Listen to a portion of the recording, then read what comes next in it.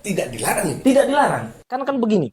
Pasal 70 yang mereka persoalkan adalah pasal 70 Undang-Undang Pilkada ayat 3 huruf A dan B. Yang dilarang itu bukan terkait itu. Bukan terkait Berarti itu. salah mengkaji. Salah. Salah. Iya, Bukan salah, mungkin keliru. iya, gitu, Mungkin benar, keliru. benar. Ya, begitu. Padahal kalau yang pertama kita lihat bahwa ini kan justru lawyer-lawyer papan atasnya mereka ini yang turun ini. Hanya kami menilai di kasus ini ya sudah muncul langsung ada Herlianto di situ, ada Laude Arman di situ. Itu kan bagi kami wah ini kayaknya sudah turun ini, kayaknya jadi barang ini. Bagaimana itu? Saya pendapat saya adalah penting sebenarnya Untuk dilakukan pelatihan. Karena ya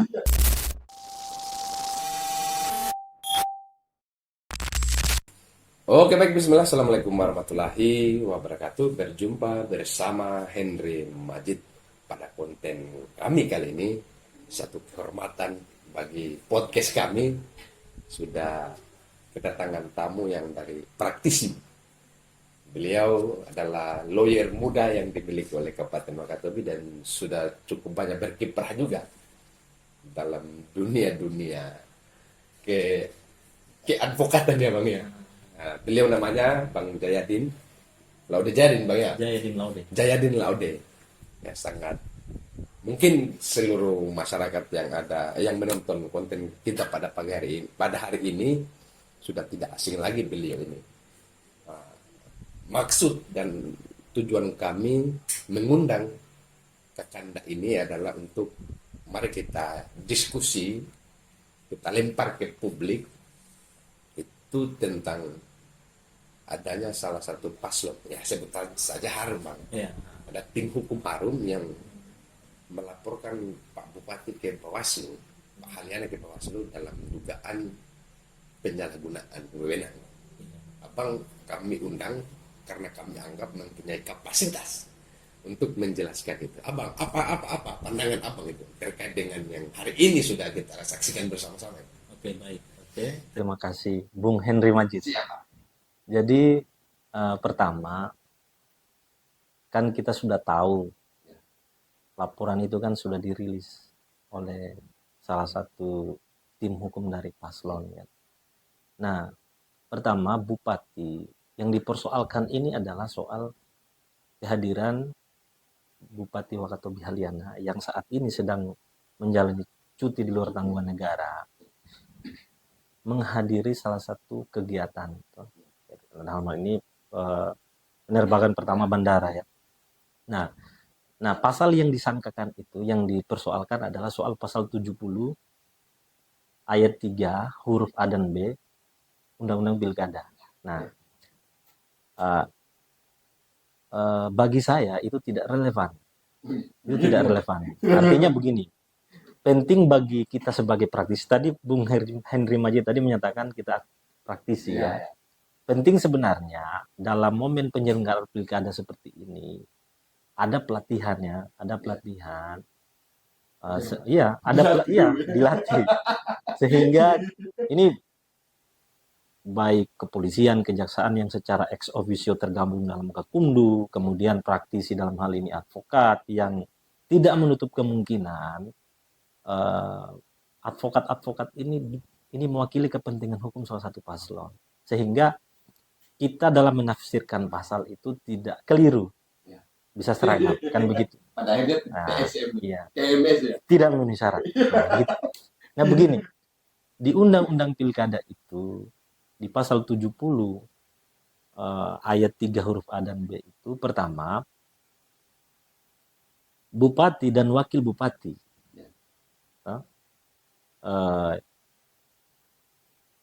yang kembali mencalonkan diri di daerah ya itu selama masa pilkada memenuhi ketentuan.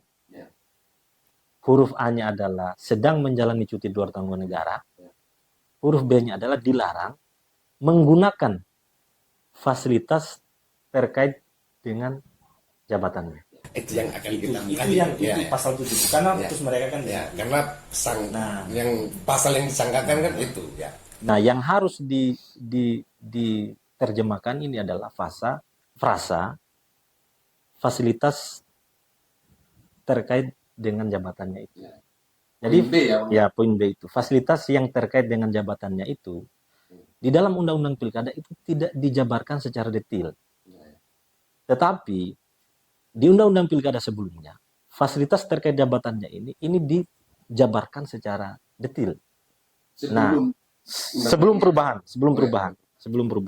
Jadi kan sebenarnya begini, kalau pengadu di dalam terkait dengan pembahasan kita ini dia mengacu kepada undang-undang pilkada, harusnya dia menjelaskan bahwa undang-undang pilkada yang mana.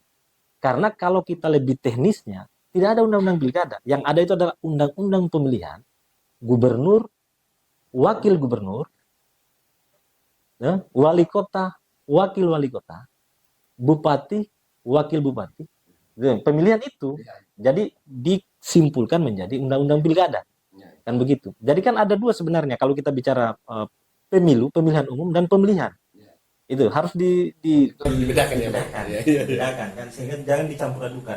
Nah, terkait dengan undang-undang pemilihan ini, tadi beberapa pemilihan kepala daerah itu banyak mengalami perubahan. Mulai dari 2014, kemudian dicabut 2015, kemudian muncul peraturan pengganti undang-undang, kemudian ditetapkan lagi menjadi undang-undang yang tahun 2020 kan, nomor 6 itu. Itu harus detail. Terkait dengan frasa tadi, fasilitas yang terkait dengan jabatannya itu di undang-undang sebelum perubahan itu dijabarkan. Jadi begini, saya mau ingin tahu apakah dalam kasus ini, Bang, menurut kajian hukum Abang, menurut tafsiran hukum Abang, apakah ini memang tidak akan lagi memenuhi syarat atau seperti apa? Berangkat dari Kalau keyakinan saya itu sama sekali tidak memenuhi syarat materi maupun syarat formil. Karena begini, kan begini, kalau Bung Henry Majid kembali bertanya bahwa apa dasarnya, sesuatu yang tidak dilarang itu tidak perlu saya sebutkan dasarnya, kecuali dilarang baru saya sebut dasarnya. Berarti memang tidak dilarang ini? Tidak dilarang, kan begini, pasal 70 yang mereka persoalkan adalah pasal 70 Undang-Undang Pilkada ayat 3 huruf A dan B, yang dilarang itu bukan terkait itu. Bukan terkait itu. Salah. Bukan salah, mungkin keliru. Ya, begitu. Nah, coba buka saja undang-undang pilkada. Itu pasal 70 itu jelas tidak menyangkut terkait itu. Karena di dalam rilis itu yang dipersoalkan adalah pasal 70 ayat 3 huruf A dan B. Saya tidak tahu apakah wartawannya yang salah menulis atau apa, tapi faktanya itu kan, itu kan yang dipersoalkan. Yang beredar di media itu, yang dikonsumsi masyarakat dan juga kita sebagai praktisi ya mungkin seperti itu, Pak. Sekarang persoalan bahwa apakah itu masuk dalam abuse of power atau penyalahgunaan sesuatu yang tidak larang, apakah itu melanggar kewenangan? Kan enggak gitu. Mungkin, kan? Padahal kalau yang pertama kita lihat bahwa ini kan justru lawyer papan atasnya mereka ini yang turun ini. Ya kalau kemarin-kemarin kasus-kasus receh mungkin ya masih diutus ya orang-orang yang mandang lah kira-kira. Hanya kami menilai di kasus ini ya sudah muncul langsung ada Herlianto di situ, ada Laude Arman di situ. Itu kan bagi kami wah ini kayaknya sudah turun ini, kayaknya jadi barang ini. Bagaimana itu? Saya pendapat saya adalah penting sebenarnya untuk dilakukan pelatihan. Karena biasanya kayak sengketa perselisihan hasil pemilu, biasanya itu Bawaslu kemudian KPU RI secara nasional mengundang seluruh organisasi advokat kemudian melakukan pelatihan.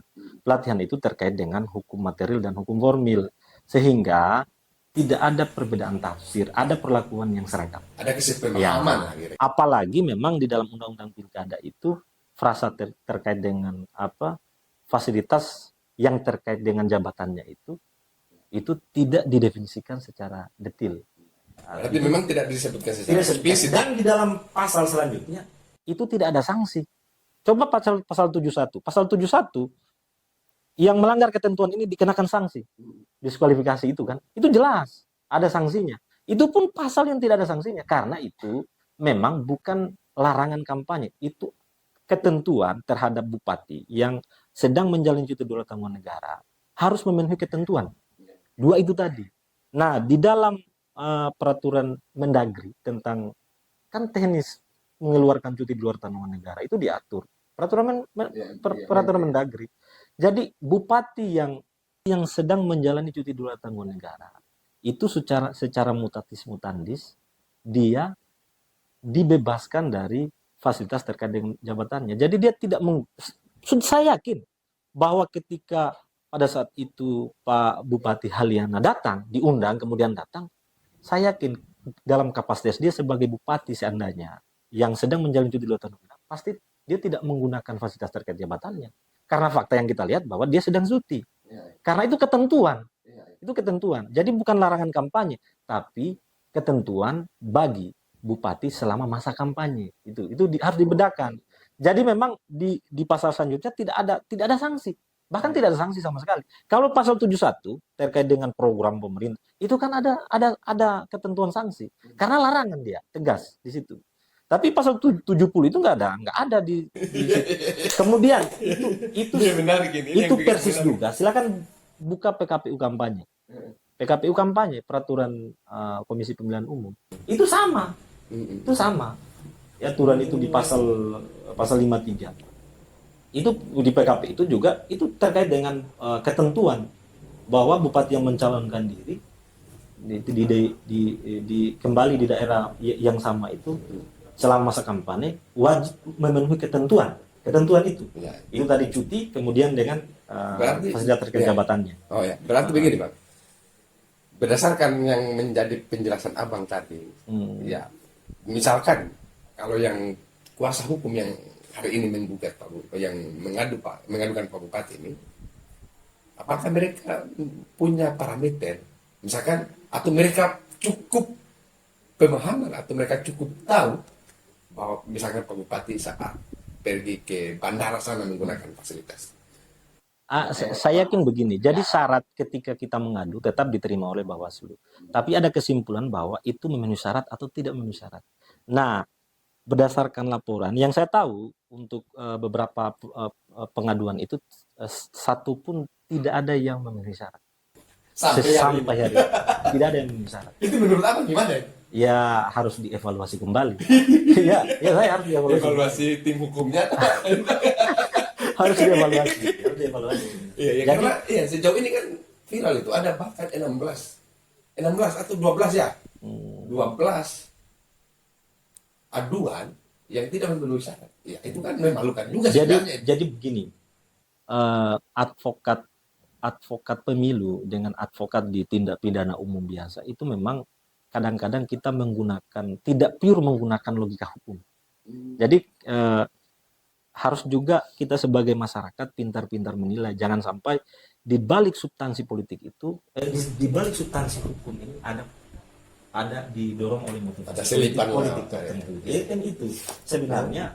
Padahal kan kita sebagai advokat, ya kita harus pure penegakan hukum. Ya. Saya juga walaupun hari ini bahwa saya berada bersama-sama dengan tim berhasil paslon berhasil, saya juga sebagai moral kita sebagai penegak hukum tentu kalau memang itu faktanya melanggar ya kita harus evaluasi sepanjang tidak ada sanksi kan begitu kan? Makanya sebenarnya rekomendasinya adalah bila perlu judicial review. Kenapa kok di pasal 70 itu tidak ada ketentuan sanksi di situ? Itu pun di dalam konteks ini saya yakin dan percaya itu tidak sama sekali memenuhi syarat. Tapi Bang, bukan tidak memenuhi syarat, tidak sama sekali. Saya yakin Bang, tim hukum yang hari ini bersama-sama Harun pasti membaca itu. Atau bagaimana? Itu dalam tanda tanya. Oke, baik Bang. Oke, saya pikir sangat clear lah apa yang Abang sampaikan tadi soal penerbangan yang hari ini menjadi teradu adalah Pak Haliana. Saya ingin meminta pendapat Abang. Baru ada kan tadi yang melakukan demonstrasi terkait dengan dugaan video asusila yang dilakukan oleh salah satu oknum yang sementara bertanding. Itu Abang bagaimana melihat pada perspektif hukumnya? Oke, jadi begini, sepanjang yang saya pantau itu memang informasi itu bisa kita lihat dalam platform media sosial, khususnya di Facebook di grup-grup Facebook. Jadi begini, pertama saya dalam kapasitas sebagai advokat penegak hukum sebenarnya sangat miris melihat itu. Ya. Artinya begini, kalau isu itu kemudian diperhadapkan dengan salah satu calon bupati ataupun wakil bupati kita hari ini, yang notabene adalah mereka ini yang ke depan akan memimpin kita, Ya. Daerah ini. memimpin daerah ini, maka itu penting bagi penegak hukum untuk kemudian melakukan langkah konkret, Ya. sehingga itu tidak menjadi hoax, itu Ya. tidak menjadi salah satu senjata yang bisa saling melemahkan. Ya. Nah, substansinya adalah kita harus ingat bahwa ke depan siapapun yang terpilih, menjadi bupati dan wakil bupati itu kemudian disumpah. Ya. Nah, di dalam isi sumpah itu adalah pertama, toh, ketuhanan yang Maha Esa, Iya. toh. Tidak bertentangan atau tidak melakukan hal yang melanggar hukum, Iya. kemudian kesusilaan dan kepatuhan. Iya, Itu masuk penting. di sini. Artinya ini dalam konsep ketatanegaraan kita memang nilai-nilai dari itu harus konkret diklarifikasi. Ya. Sehingga tidak menjadi presiden buruk ke depan nanti Iya, untuk iya. siapapun yang memimpin Iya. kabupaten orang. Betul. Karena Nah, sampai sejauh ini kan belum ada juga Karena ini. konsekuensi logisnya ini sudah menjadi isu Iya. isu yang boleh dikatakan bisa berpotensi mengganggukan kita lah. Iya, iya. Gitu. Jadi kita objektif aja menilai. Iya, iya. Jadi penting, artinya begini, kalau saya secara hukum melihat itu, ini kan yang nampak ini adalah di media sosial. Iya. Artinya prinsip penegakan hukum kan kita semua sepakat, TNI, Polri, kemudian pasangan calon, masyarakat Wakatobi, dan kita semua sepakat bahwa anti hoax, Ya. ujaran kebencian, sara, Iya. Iya. antar golongan, kita sepakat Iya. bahwa pilkada ini bisa terselenggara secara sejuk, damai, dan ini. Dan kalau ini sudah terjadi, maka kita harus melakukan langkah taktis. Terutama orang yang secara konstitusional memang diberikan kewenangan ke sana kan. Kan bukan pekerjaan Henry Majid kan untuk mengungkap itu. Kan itu begitu. Apalagi kan kita digantung ini. Kita kan digantung dengan tidak adanya klarifikasi dari yang terkait ini. Ini kan agak repot juga. Ini benar apa tidak ini? Iya. Jadi kalau kita lihat ini kan sosial media. Artinya contoh umpamanya kayak di Wakatobi Online. Wakatobi Online itu ibarat sebuah forum yang memang kita tidak tahu ini ada filternya atau Ya, ya. tidak ada kan begitu. Orang berleluasa aja untuk berkomentar, untuk mengupload apa-apa di sana. Iya, saya pikir sangat daging semua yang abang sampaikan tadi. Ya mungkin ini adalah suatu langkah awal, dan juga abang ya selanjutnya abang harus sering-sering mampir di sini Siap. untuk memberikan penjelasan yang lebih Siap, rasional lagi kepada Siap, kita siap. semuanya ini. Ya terakhir bang closing statement lah terkait dengan apa yang sementara terjadi hari ini. Abang berikan closingnya. Silakan bang. Oke, terima kasih Bung Henry Majid. Jadi closing statement saya adalah bahwa pilkada ini adalah kesempatan kita untuk memilih pemimpin yang terbaik. Jangan kita jadikan pilkada ini sebagai momen untuk saling menjatuhkan, kan begitu. Kemudian pilkada ini bukan pemilihan kepala keluarga, bukan pemilihan kepala suku, bukan pemilihan para tim, kan? Memang. Jadi begini, setiap warga negara diberikan hak dipilih dan memilih. Dan yang dipilih ini hanya ada dua ya, kandidat pasangan calon. Iya. Kan begitu. Sudah nyata mereka ini ya. Pintar-pintar kita melihat Ya. siapa yang terbaik dari kedua. Yang itu saja. Itu saja. Iya, sangat. Iya. Oke bang, terima kasih atas waktunya. Sudah kami sita waktunya abang di sini untuk memberikan penjelasan terkait dengan apa yang tadi sudah kita bahas, mulai dari bandara sampai kasus yang hari ini sedang viral. Ya. Sekali lagi terima kasih sudah mampir di konten kami. Satu kebanggaan untuk kami abang sebagai praktisi, karena kali pertama abang Siap. sebagai praktisi kami undang dan mau. Yang kemarin-kemarin cuma ada yang mau ini. Sebenarnya bisa dipartnerkan. Bisa bang, makanya untuk selanjutnya abang harus sering-sering hadir gitu. Iya. Tiap ada masalah-masalah hukum, abang ya harus bicara lah, kira-kira seperti itu. Oke, mungkin itu yang bisa kami sampaikan pada konten kami ini. Saya Henry Majid, sampai ketemu kembali di konten-konten selanjutnya. Oke bang, thanks bang, jelas.